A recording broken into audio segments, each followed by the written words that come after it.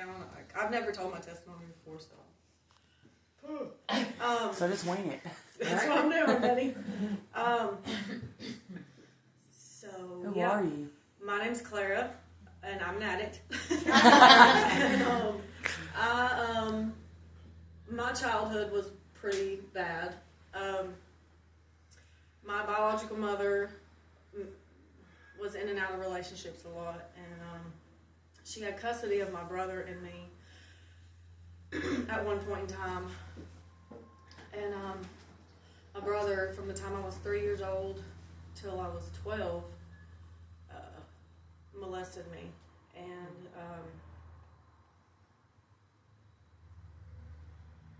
hang on, I just went blank. I've never really talked about this before. So, yeah, that happened. And I told my mom about it, and she said she would talk to him about it. And I remember hearing her and my brother, who was 5 years older than me, I remember hearing them in the room while they were talking about it, and they were both laughing, and I was like, maybe this isn't as serious as I thought it was. So it continued to happen for years and years and years, and I never told anybody else, because I told the one person I was supposed to be able to tell, and nothing was done. So my mom was had just got into a relationship with this guy. She married him, and she always moved pretty quick. She was married like 5 times.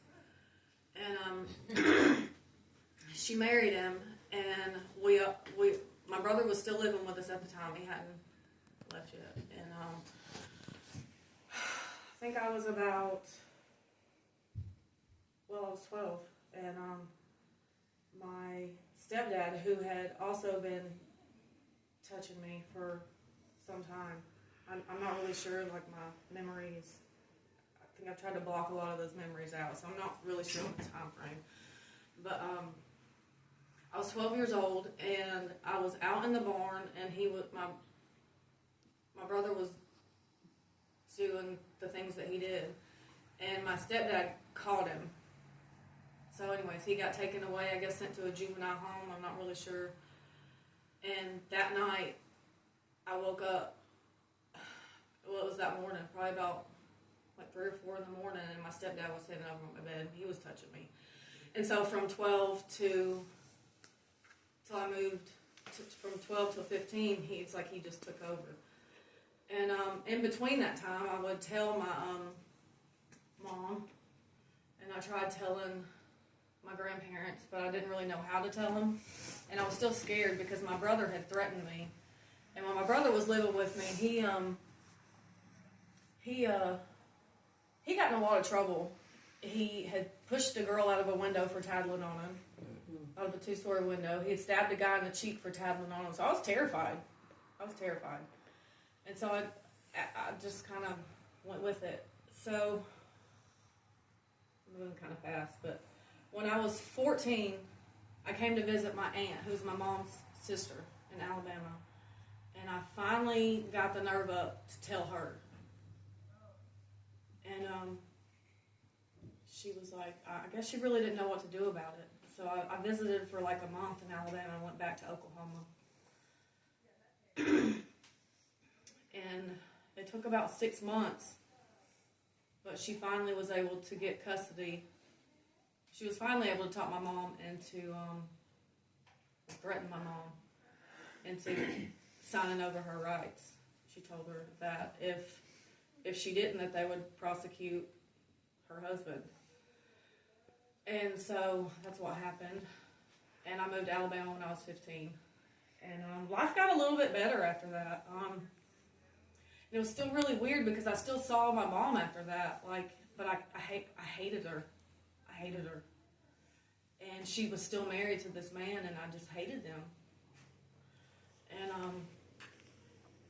but she would still come to visit and still try to act like she was something that she wasn't, and never was, because she never was a mom. She was always in the bed, taking pills, getting drunk, and she just wasn't there. She was there, but she wasn't there. And so, like I said, life got better when I was living with my aunt. I got a job, went to school, graduated. I came out to my aunt when I was 16, and I thought, oh, this is it. They're probably going to kick me out. But they were like, we know. Because I hated men at this point, because every man I'd ever met was no good. And I don't know if I'm supposed to say all that. It's your testimony. Yeah. So they loved me and accepted me for who I was, and they didn't care, and they knew my girlfriend, and all was good. And so I didn't really get into drugs and stuff. When I was younger, when I started my period, I think I was like 10 or 11. I was really young when I started my period.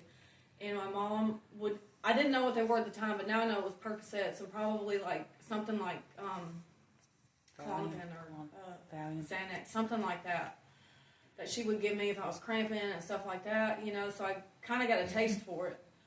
But I didn't really do a lot as a teenager. I didn't sneak out. I tried alcohol and I smoked a little bit of weed, but like I didn't really like it. And so I was in high school. I was about to graduate, and I was engaged to this guy who was a lot older than me. And so I moved in with him, and we were together like 2 years. And about 6 months before we were supposed to get married, he was like, "I can't do this." He was a lot older than me, like 14 years older than me. He had a lot of money though. But at the time I didn't really care about it. I mean, I've always just loved somebody for who they were. I don't care about age, color, race, none of that. Yeah. And I don't know, I'm staring at the ceiling.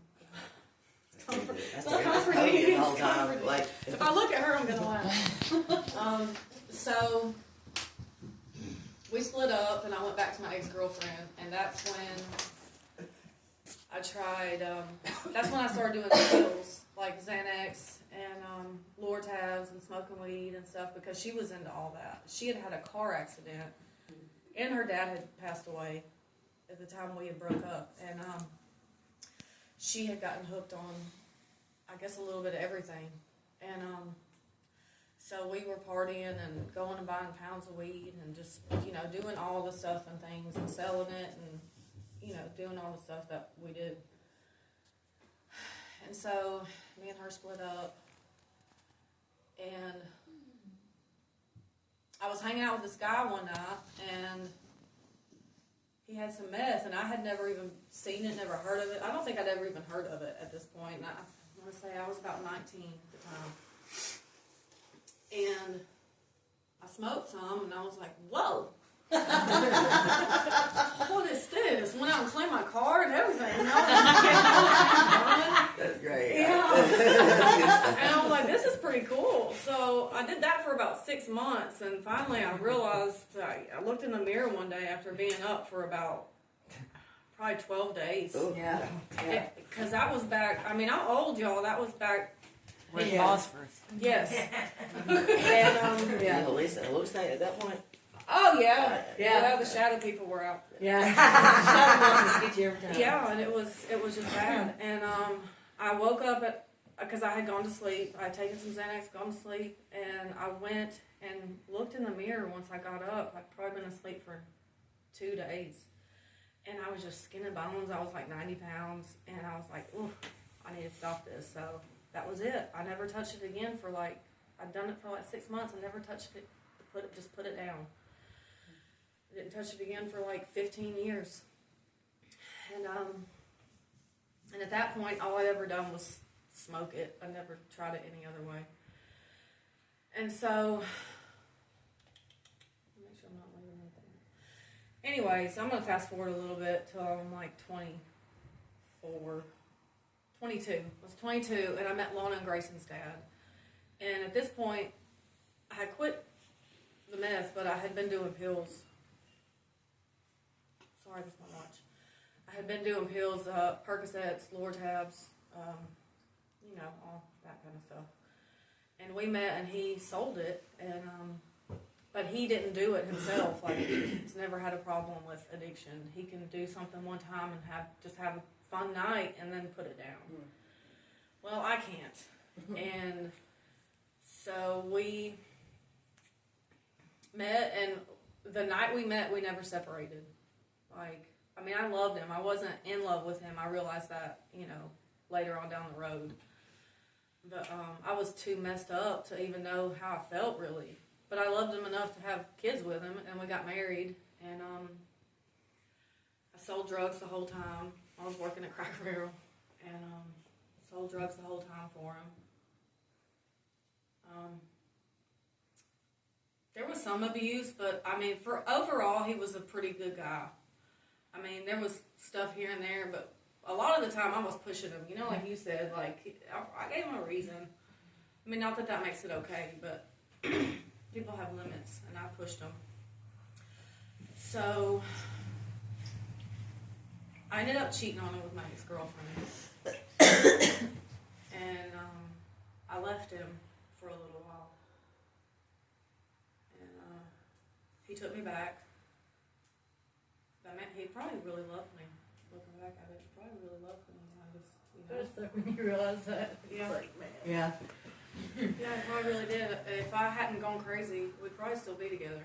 But anyway, so I went and stayed in a hotel with my ex-girlfriend for like a few days, and then he called me, and I was like, all right, I'll come back. So I went back, and we were together for however long. I don't know how long. We were together a total of 10 years. Married 10 years. We were together 12 years. And I finally just left him one day because I didn't know if I wanted to be with a man or a woman. And I still had a hard time. Like, it had gotten to the point where he disgusted me, and it was nothing that he did, because he was not a bad person. He just, I didn't like him touching me. I didn't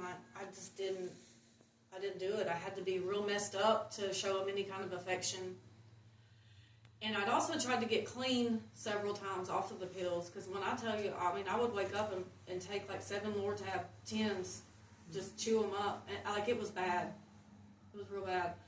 I mean, that's a lot to me. I don't know. At one time, and that's not counting all. I'm talking about like 40 through one day. It was a lot. And they gave me energy. I don't know how, but I guess I was depressed, and I was just trying to escape. Oh, and keep in mind, this whole time, I'm an atheist. Never believed in God. Never. Not a day in my life. I made fun of them. Okay. It was bad. So I was like, how would God let all this stuff, because there's a lot of stuff I skipped over, but how would he let all this stuff happen to me? Or to anyone for that matter. And so I left him. At this point, I was completely unhinged. I was mentally unwell. All those years of abuse as a child, and the abuse that followed after that, from just going out partying and being at the wrong place at the wrong time. And I left him, and I can't remember how long it is after you sign the divorce papers. I think you have 60 days Yes. before you can remarry. Mm-hmm. When that ink dries 60 days, I married my ex-wife. And I knew her before, like we'd gone to high school together, but I didn't know her. Like I knew her, but I didn't know her. And me and her, she had a baby, but we had the baby. We were together. I'm going to the detail, like artificial insemination, type thing. And so because we had Kavi and we had my 2 kids, she made more money than I did. We decided that I should stay home with the kids, and I did.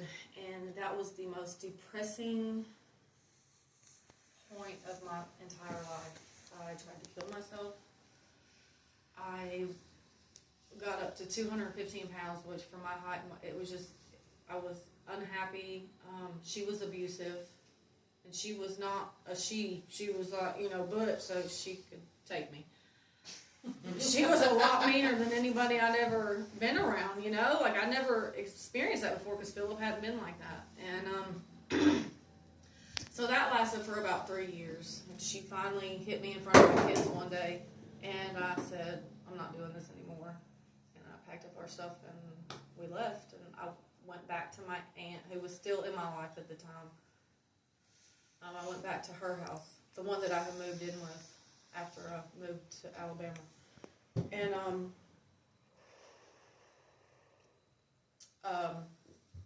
the kids stayed with their dad, except for on the weekends they came with me, just because he had a more stable environment, you know, like, I still wasn't drinking. The whole time that she and I were together, I was clean. I mean, as far as, I might have had a drink here and there, but I wasn't doing pills. 3 months after I left their dad, I was able to get clean. I wasn't doing pills. I might have a beer occasionally, because I worked at Walmart distribution, and it was rough. But I was doing good, like, as good as I could be, untreated, I guess. So, hang on. I started working at this gas station. I hadn't worked in 3 years, and since the beginning of mine and her marriage. So I started working at this gas station. And when I tell you, like, well, me and her separated, like I said, I was 215 pounds. And I started working at this gas station. I said that like 5 times. And how many times am I going to say it? Where did you work? At this gas station. And I had never been in that kind of environment before. Like, the only place I had ever worked before was, I worked at Walmart distribution, and I worked at another distribution place. And they worked me. Like, I was working first shift, third shift, because eventually I made it up to the manager. It didn't take really that long. And I remember one week I worked 92 hours. Like, 92 hours. And ooh, let me tell you, I didn't do it on my own. You know, I'm sitting in this gas station, and it's third shift, and I'd already been doing Adderall and stuff, started snorting Adderall and stuff. And this girl walks in and buys a torch, and I was like, what you gonna do with that? She's like, hang on. And she walks out and comes back in, and we got cameras everywhere in this place. Yeah. You know, and she comes back behind the counter, kind of like, how she knows there was no camera there, I don't know, but she holds her hand out, and she's like, look at it after I leave. So I open it up, and it was about 2 grams. I'm trying to think. It was about 2 grams of meth, and her phone number. And I was like, oh. I wasn't really sure what it was, because I hadn't seen it in a while, you know? Yeah. And plus, it was like back, anyways, I don't need to go into all that. But somebody came in, and I was like, oh, look at this. What is this? And they were like, yeah, that's meth. And I was like, let's go get some. We sold those little rose stems at this gas station I worked at. You know, it was one of those that we're not allowed to stop at. Right, yeah. And so we smoked some of it, and I was like, why did I ever stop this?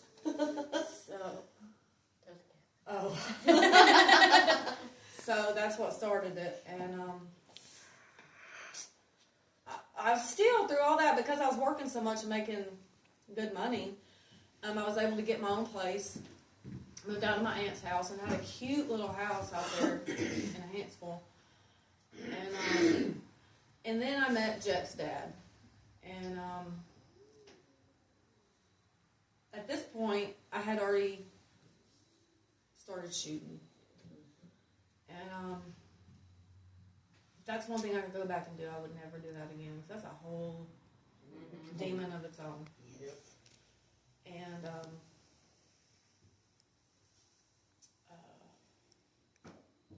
he was a shooter. I don't really know how to say that. He shot it. Huh? That's how you say it. Yeah, he was too, but he claimed he hadn't been doing it in a while. Well, he was there one night, and we weren't like really together yet. We were just hanging out, you know. And I went to my room and did one, and that's what started. He came in there and did one, and then it wasn't 3 days later he was beating I'm talking about like beating me. Way more than she ever did. And So, of course, I stayed because even though I hadn't been with him that long, I loved him because, you know, I was eventually diagnosed with borderline personality disorder. And one thing, that made everything make a lot of sense with the way I was acting and the things I was doing and how hard I fell and how quickly I would draw back from people and stuff, you know. But I was in love with him after a week, you know, and we were going to get married and we were going to do the things and we were going to have babies and we only did one of them. We had a baby. But I got pregnant. I found out I was pregnant. I want to say it was around, I don't know any years. I don't know any year. My short term, long term, I mean when he's shot. But I got pregnant and he beat me so bad that I had a miscarriage. And I stayed with him. We got pregnant again with Jet. And I remember one night, I was pregnant. I want to say I was probably about 5 months. And I was laying in the bed sleeping. And keep in mind, we had always lived in my house. I still managed to support us through this whole thing. I don't know why I did that. Why? What the heck? We're in my house, and he's a felon. He's like a 7-time convicted felon or something, you know, like he doesn't hold down a job. He doesn't do any of the things that he should be doing. But I'm working. So anyways, I'm sleeping on I have pistols because I'm allowed to have pistols. Like through all this, I got arrested once for shoplifting, but I didn't I've never been to jail. Like they just took me and then I was able to sign myself out immediately.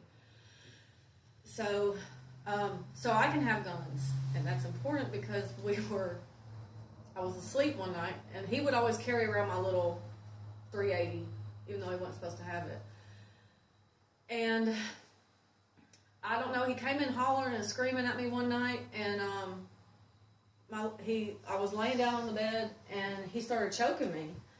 And I never thought, that's the first time in my life I think I ever thought, I'm about to die. Like, he's going to kill me. And he was sitting on the bed I don't know how he was sitting, but my pistol, bright pink little 380 fell out of his pocket. And it landed right underneath my hand, and before I knew it, I had picked it up and pulled the trigger, but I hesitated a little bit, and he moved. Thank God, because the bullet went right up in the ceiling. It was a rental house. Anyways, he hesitated, and I hesitated, and he was able to move, and I'm so thankful for that, because that would have been bad. And that's kind of the point where I realized I need to do something. I mean, it took that much for me to realize that. But so he gets extradited and taken back to Arkansas, and he's gone. And I'm pregnant with Jet, and I'm still doing the most. Still shooting dope. Which that's all I did. I didn't do any other drugs, but still it was bad because I was pregnant. And I guess I made the wrong people mad, because I thought because I was pregnant and I was cute that I could get away with a lot of stuff, and I was a little bit sneaky, and made the wrong people mad. And I did a shot that someone had made for me that was laced with something, and it made me sick. And I got put into the hospital when I was 6 months pregnant with Jet. And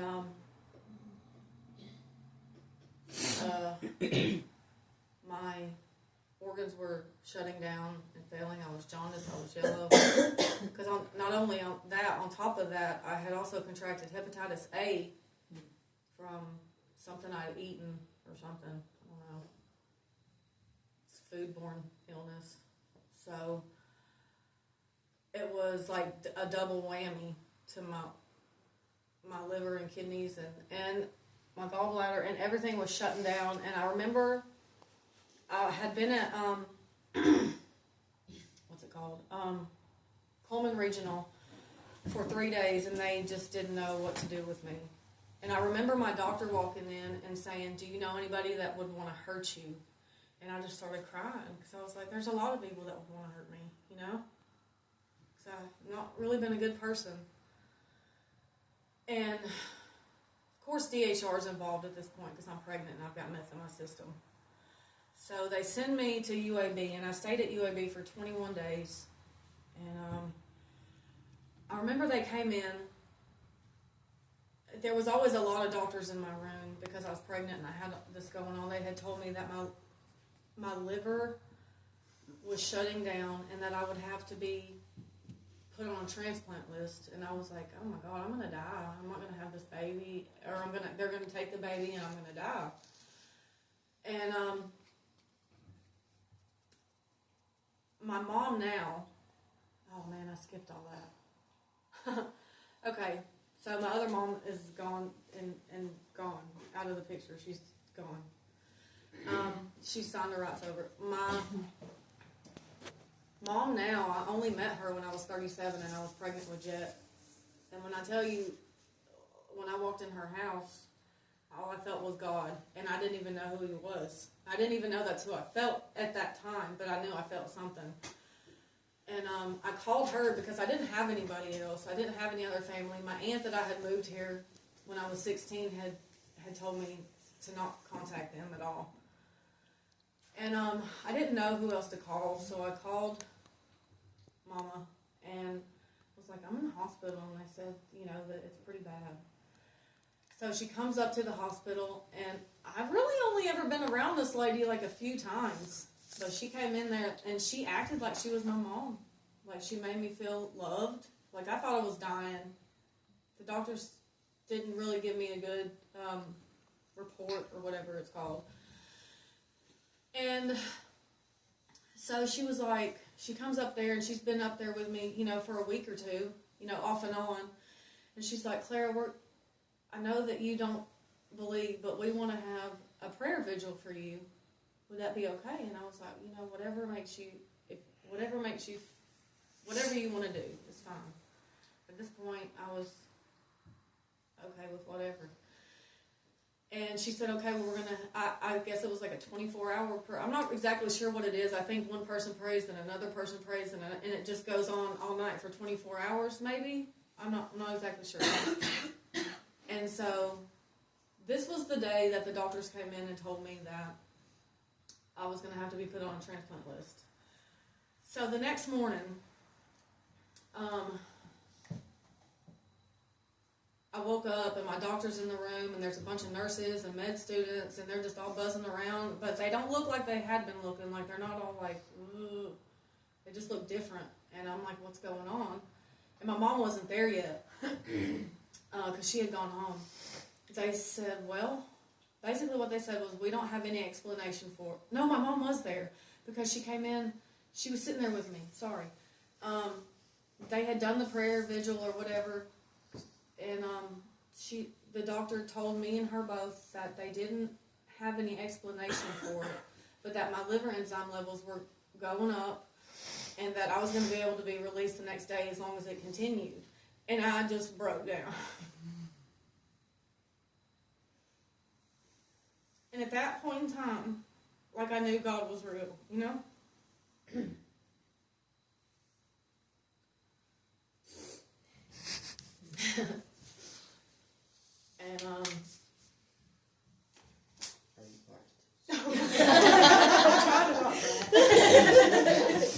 you've used it more than once. Thank you for making me laugh. So, like, if you feel him, you know what that feels like. And I felt that, and I was on this high like I had never been on before in my life. And so I went home, and I ended up having the baby. I ended up having the baby nearly 8 weeks early. I guess just with everything I put him through. I'm not really sure, but he came out, he was healthy, and in the hospital, I used again. After I had him, I used again. And,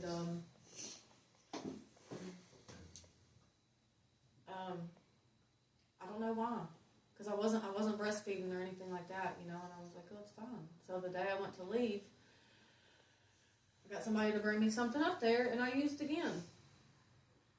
And I don't really have any explanation for it because I knew it would make me fail a drug test. Because, okay, keep in mind when he was born, him and I were both clean. He wasn't dirty and I wasn't dirty. And so not even, I mean, I wasn't even healed up. It wasn't even 2 weeks after I'd had him, I was using off and on. And the HR came up there and gave me a drug test. And I failed it. And so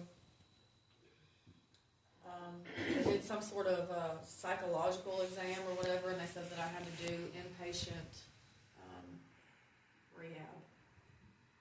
And Josh Simmons had told me about LifeSource. We weren't really friends, but we were just friends on Facebook, and I guess he kind of could tell from my posts about the struggles that I was having. It probably just looked familiar to him. And so he reached out to me one day, and he was like, hey, I got this place. You got to check it out. And so I remembered he had told me that. And so I want to say I called Robin.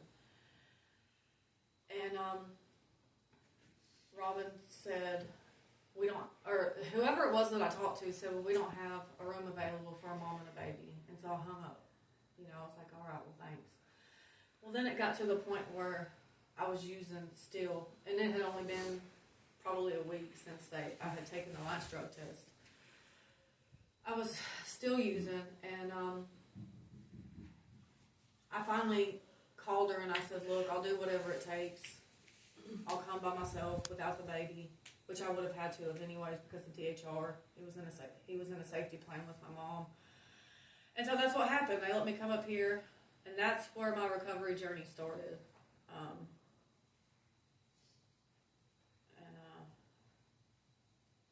That was really kind of the first time that I started going to church every day and all that. And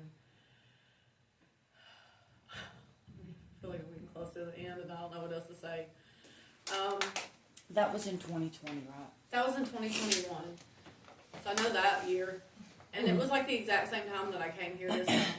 So it was in 2021, and I was here for 2 weeks, and I left and started getting high, and I was gone for 7 days.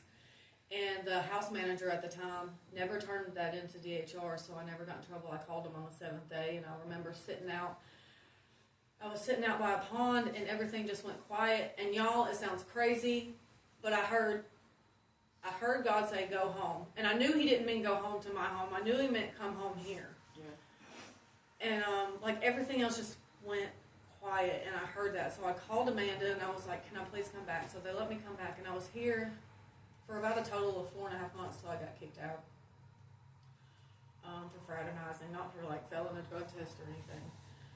And then I kind of just stayed clean. I'd start using, I'd stay clean and start using, but I never lost jet or anything like that. I stayed with my mom. And then I met this guy, and we were together for 1.5 years, and I didn't use dope, but I drank. I was drinking constantly. And when me and him split up, I started using dope again.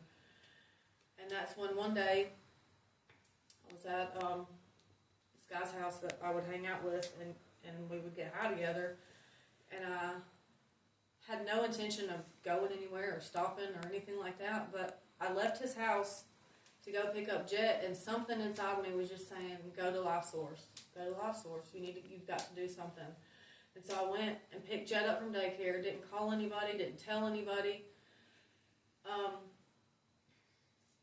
And I got him in the car, and I started to head to Somerville. And I called Blue, and I called Ashley Abney, and was trying to find a way to get in touch with somebody here. And Blue gave me Monica's number, and I called, and they got me in. I was coming up here whether she said I had room. I was like, what's she going to do, kick me and my son out? They're not going to put me off the steps. But I was coming up here no matter what. And so when I got here, I told Mama after I got here. I told Mama, and I told Lana. And that's all I cared about. I didn't want them finding out any other way. But that's it. That's all I got. What has God done for you these 9 months? What?